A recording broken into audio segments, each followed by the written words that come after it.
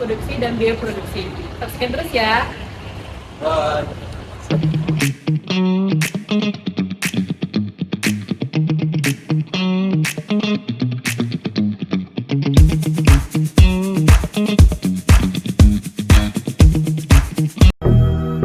Hey, to my nigga Pop. Live my life as a thug nigga until the day I die. Live my life as a bum.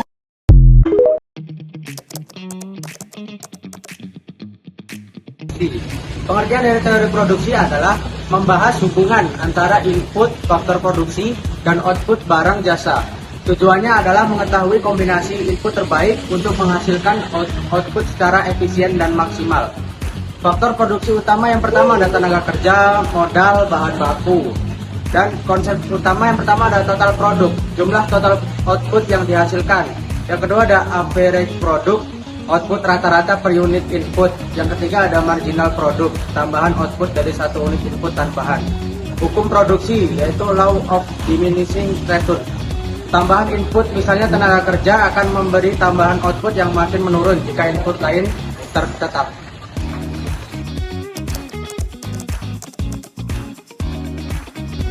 Apa itu biaya produksi? Biaya produksi adalah semua pengeluaran yang dilakukan perusahaan untuk menghasilkan barang atau jasa. Biaya ini mencakup semua hal, mulai dari bahan baku, tenaga kerja, hingga peralatan dan sewa tempat usaha. Jenis-jenis biaya produksi. Yang pertama ada biaya tetap, yaitu tidak berubah meskipun jumlah produksi berubah. Contohnya sewa gedung, gaji manajer tetap, dan pengisian mesin. Yang kedua ada biaya variabel atau VC, berubah sesuai jumlah barang yang diproduksi. Contohnya biaya bahan baku, upah buruh harian, dan listrik untuk produksi. Yang ketiga ada biaya total, yaitu TC, yaitu jumlah dari biaya tetap dan biaya produksi. Rumusnya TC sama dengan FC tambah VC.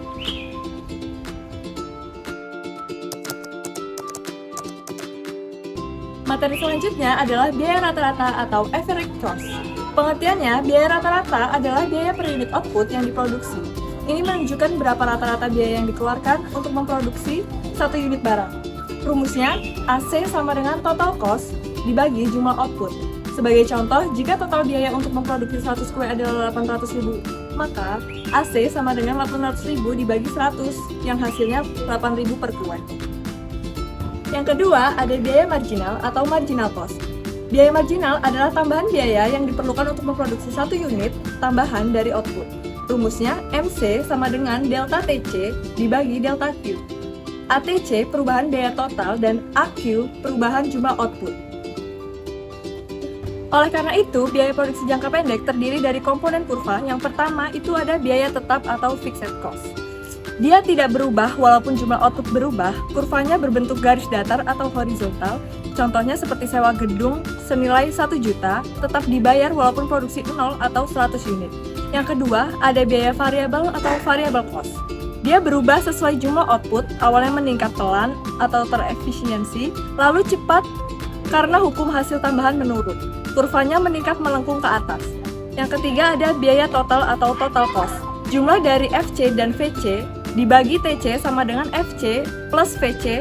Kurvanya seperti VC tapi dimulai dari titik FC di sumbu vertikal. Yang keempat ada biaya rata-rata atau average cost. Biaya per unit output dibagi AC sama dengan TC dibagi Q. Kurvanya berbentuk huruf U karena efisiensi meningkat di awal lalu menurun karena biaya naik. Yang kelima ada biaya marginal atau marginal cost. Tambahan biaya untuk memproduksi satu unit output tambahan yang rumusnya MC sama dengan delta TC dibagi AQ. Kurvanya berbentuk huruf U. MC memotong AC pada titik terendah AC. Hubungan antara kurva saat MG lebih kecil dari AG, maka AC turun.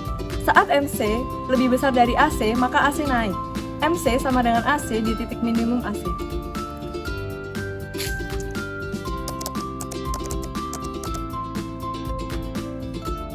Selanjutnya ada biaya produksi jangka panjang. Biaya produksi jangka panjang adalah biaya yang dikeluarkan perusahaan ketika semua faktor produksi dapat diubah, termasuk modal dan kapasitas produksi. Tidak ada input yang bersifat tetap. Karakteristik biaya produksi jangka panjang adalah semua biaya bersifat variabel, tidak ada biaya tetap seperti sewa tetap. Yang kedua, perusahaan dapat memilih skala produksi yang paling efisien. Dan yang ketiga, kurva biaya jangka panjang merupakan amplop atau envelope dari berbagai kurva biaya rata-rata jangka pendek.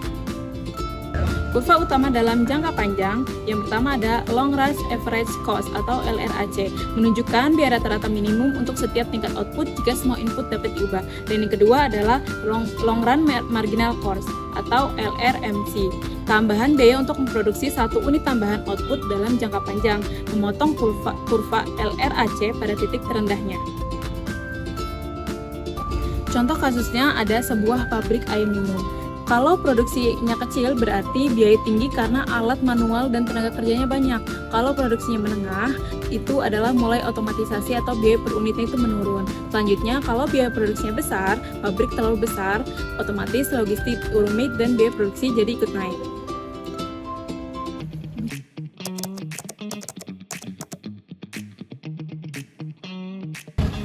Tahapan kurva biaya rata-rata jangka panjang atau LRAC. Kurva Long Run Average Cost menunjukkan biaya rata-rata minimum untuk berbagai tingkat output dalam jangka panjang saat semua faktor produksi bisa diubah. Kurva ini umumnya berbentuk huruf U yang lebih landai dan memiliki 3 tahapan utama. Yang pertama ada tahap skala ekonomi atau economies of scale. Ciri-cirinya, LRAC menurun saat output meningkat. Biaya per unit turun karena perusahaan semakin efisien. Penyebabnya spesialisasi tenaga kerja, penggunaan teknologi lebih baik, pembelian bahan baku dalam jumlah besar, manajemen lebih efisien. Contohnya ada pabrik memperbesar kapasitas produksi dari 1.000 ke 5.000 unit. Biaya per unit turun dari 10.000 ke 7.000. 2. Tahap skala efisien, constant returns to scale. Ciri-ciri LRAC mendatar atau konstan. Penambahan output tidak mengubah biaya rata-rata per unit. Penyebab skala produksi sudah optimal, penambahan input sebanding dengan output. Contohnya, produksi meningkat dari 5.000 ke 6.000 unit, tapi biaya per unit tetap 7.000. Yang ketiga ada tahap diseconomies skala atau diseconomies of scale. Ciri-ciri LRAC naik saat output bertambah. Biaya per unit meningkat karena inefisiensi. Penyebab, struktur organisasi terlalu besar, koordinasi antar bagian sulit, pengawasan dan komunikasi tidak efektif.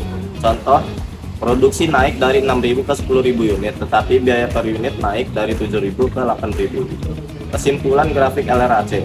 Titik terendah LRAC disebut skala efisien minimum atau minimum efficient scale. Kurva LRAC menyusun amplop dari banyak kurva AC jangka pendek atau SRAC.